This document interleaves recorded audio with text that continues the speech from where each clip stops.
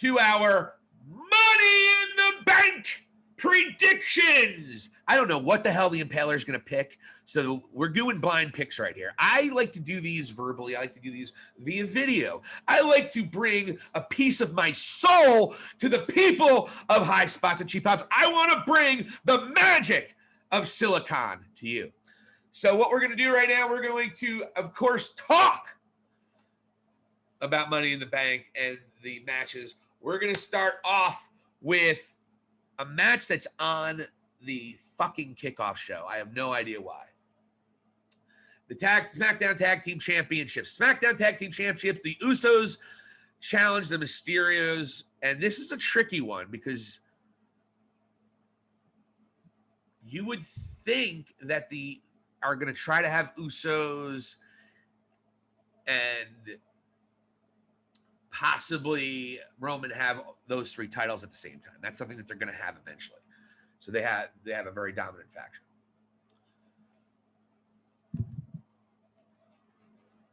So that being said, I don't think the titles are going to change hands here. And this is the reason why. I think they're going to wait for a bigger moment. Why would you waste members of one of your biggest storyline? The Usos are a part of the biggest storyline going on right now. And now the Mysterios are also with that because they're beefing with Roman too. They're beefing against the Bloodline. Why would you have this match on the kickoff show? Meanwhile, you have a Raw's Tag Team Championship match. Who gives a fuck? You have a Women's Tag Team Championship. Oh, no, actually, they're not. I'm sorry. Oh, a Raw Women's Championship match. Who gives a fuck? I don't know. I don't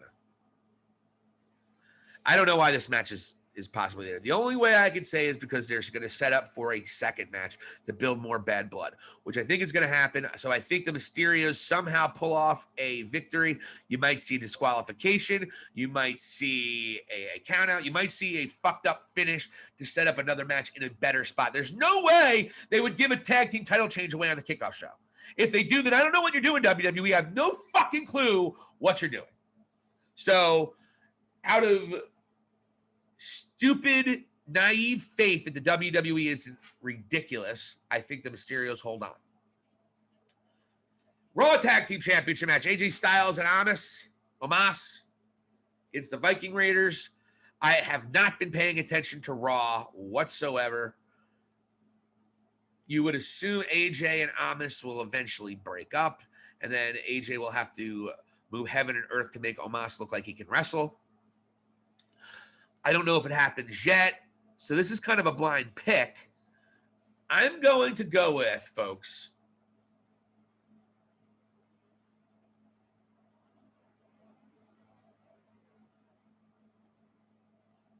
I'm going to say the Viking Raiders are going to win this match. The only reason I'm thinking is just because, I don't know, they have to have a title change somewhere. I don't think another title's changing hands the rest of the night. So I'm going to pick the Viking Raiders for no other reason than I don't know if another title's going to change hands. Unless there's a cash in tonight, which is a possibility. Women's Money in the Bank. That's going to be, this is the one I'm not caring really that much about. I think it's going to be either Alexa Bliss or Liv Morgan. I don't think it's any question. Does anybody else have a snowball's ball sack chance in hell to win this other than Alexa Bliss and Liv Morgan? And I think they feel like Alexa Bliss having the Money in the Bank would be kind of a waste because they think her gimmick's so great. Remember how good Bray Wyatt was? Remember that?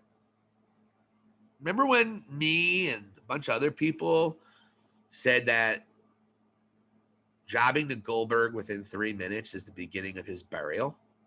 Remember I said that? And I was chastised and talked to by geniuses like Bully fucking Ray because he's so smart because he put people through fucking tables for a couple of years. Bully Ray saying, "Oh, you guys just don't get it. He's not buried. It's not the beginning of a burial." What do you think now, Bully Ray? Just saying. Mea culpa. I know people don't do that in this industry too much, but fucking mea culpa. You were dead wrong. And Bray Wyatt now is wondering what the fuck he has to do to stay relevant after he builds good gimmick after good gimmick after good gimmick, puts in the work, develops a character, and then nothing. Anyways, in that spirit, I think Liv Morgan is getting the big push. I think she's a star in the making, and she deserves it. So give it up for Liv Morgan. Rather watch her wrestle than hear her talk. That's for goddamn sure. Raw Women's Championship match, Rhea Ripley, Charlotte Flair. I usually pick Charlotte Flair in championship matches where she's challenging. Charlotte Flair. Men's Money in the Bank, Ricochet, John Morrison, Riddle, Drew McIntyre, Big E, Kevin Owens, Shinsuke Nakamura, and Seth Rollins. This is a little harder to tell. Let's cross the ones we think is definitely not going to make it. John Morrison, definitely not. Ricochet, definitely not. So let's just take those guys right off the list right there. They're in there for what they call filler. Oh.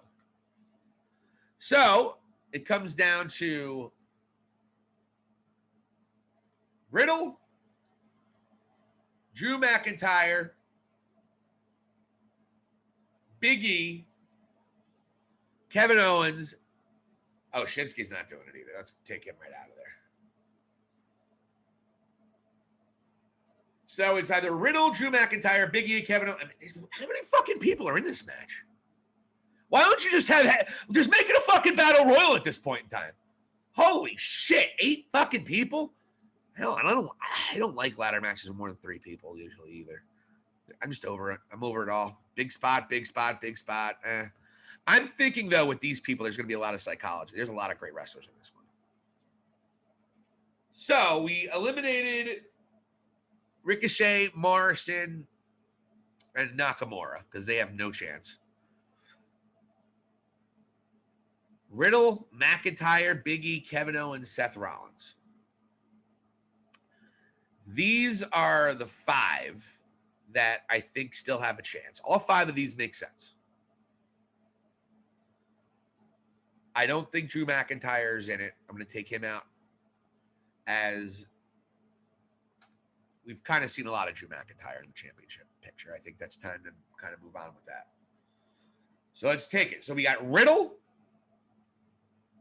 I know people are saying, how the fuck is Riddle still involved? How would you have Riddle you just cut Drew McIntyre, but Riddle's still there?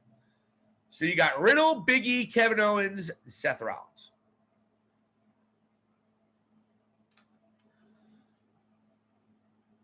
And now let's go through those 4 guys. Riddle made a very interesting point. First and foremost, I think WWE is going to try to protect both Roman and Bobby Lashley at this point. They're both badass big heels.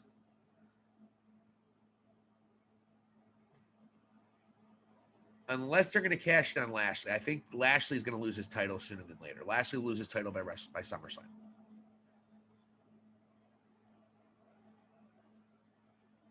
So I don't think Kevin Owens makes a lot of sense. I don't know what Kevin would have a lot of fun with it. And Kevin, I think, would make it work great. He's one of the few baby faces that could really make it work. And he also referenced that he wanted to be in and win Money in the Bank many months ago after he lost to Roman for the last time. So I don't know if they were planting seeds, but I don't want to read too much into that. I'm going to eliminate Kevin Owens. I don't think he has a chance either. So now we got Riddle, Big E, or Seth Rollins. Why is Riddle still involved? Now let's get into Riddle. Riddle made a very interesting statement. And if you go with the theory that WWE might want to protect their 2 male champions in Lashley and Roman, and maybe the Money in the Bank might not be part of their storyline, that might be something they would consider. Because Riddle did say that Randy Orton's been kind of missing, apparently. And Riddle did say if he won the Money in the Bank title, he said he would cash it in on whoever. That's what's going to happen. So, all right. I think Riddle wins Money in the. I just figured it out. I don't know if I'm going to do it, though. Does it make sense that Riddle wins Money in the Bank, and then later in the evening, he cashes in on AJ and Amos or the Viking Raiders, whoever? So maybe the Viking Raiders lose, or the Viking Raiders win. I already picked the Viking Raiders. The Viking Raiders win, and Riddle and Orton cash in the Money in the Bank title. And that happens tonight. That is a big, big risk because the obvious choice is Big E. Seth Rollins, I'm eliminating because I think Seth Rollins is building something. First of all, Seth Rollins doesn't need it. And Seth Rollins, I believe, feels like he's interesting enough where he doesn't have to be a part of the title picture all the time or a big part of the title picture. We know he can be a good Money in the Bank, but that was an older Seth Rollins. Seth Rollins, he's borderline go-away heat. Let's call a spade a spade. It's borderline go-away heat. I don't know if he should get the Money in the Bank. I think you either got Big E or Riddle. This is my thought process, folks. Big E or Riddle. And I am making my decision on air. I did not have a decision made until just now.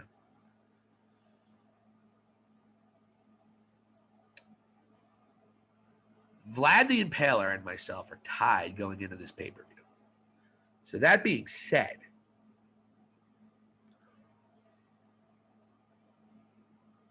do I go with the safe choice in Big E or do I go with Riddle? And then do I go with them cashing the tag team championships? I think it leads off the show, and I think Riddle wins Money in the Bank tonight, and I think they cash it in and take out the Viking Raiders for the championship. And RK Bro returns tonight. That is a gutsy fucking call, folks. You heard it here. Riddle wins Money in the Bank, and RK Bro cashes in. You heard it here. It's never been done before. It'll shake up Money in the Bank, needs it, and you can still play around with the Money in the Bank over on the women's side. So, boom. Let's see if that happens. And then the pièce de la résistance. Roman Reigns, your tribal chief, the head of the table, and the rated R superstar, the master manipulator, the ultimate opportunist Edge, Adam Copeland, in one of the most heavily anticipated championship matches they've had probably since Bryan Roman, I would assume. And they did a good job of building it at SmackDown, and that's what we're going to kind of get into when we said we were going to get into SmackDown stuff. Good match, really exciting match. Had a bullshit roll-up finish like they always do. Like WWE can't do. We love the roll-up. Let's do the roll-up. Fucking roll-up. Fucking fruit roll-up, bro. Anyway. That's right. Anyway, my point being, as my beautiful dog Buster joins the fray, the point being here is they did a good job of making me believe that Edge could win from a booking standpoint. Obviously, we know Edge has a chance in every way. They're building it up to where Roman is in his head. And by the way, they've been building that for a while. Edge, when he won the title, before he even said he was going after Roman, he said, "I'm already in your head." So they've been building that too. That's another part of Edge, that he just brings that other dimension of wrestling booking and storytelling that just isn't commonplace. And then everyone wants to play over with Roman Reigns because that's what he's doing. That's why everyone in WWE wants to be on SmackDown, because they got this long-term booking and they're building the mid-carders up a little bit. Where Raw is just a disaster. Hey, who are we going to put on with Alexa Bliss and make look stupid? Okay, great. Dewdrop and Eva Marie, who's pink now. Great. Goldberg's coming back to Raw, by the way, everybody. Are you excited? Are your nipples as hard as fucking rocks because Goldberg's coming back to Raw to spice Raw up? Whoa. Anyway, back to the Universal Championship match here on Money in the Bank. Roman Reigns and Edge, I think after the consistent wins that Edge has had, he has put all three members of the bloodline in that crossface crowbar crossface. And that includes Roman finally this past SmackDown. I think this just sets up. Roman looks like he might even be the underdog. Roman's backed up in a corner, but Roman Reigns does win. And you might see somebody make an appearance after he wins tonight. Maybe John Cena appears. No. He said he was looking closely. And so that's my pick. So we have Roman. Oh, I totally skipped over Bobby Lashley beating Kofi Kingston. Sorry about that.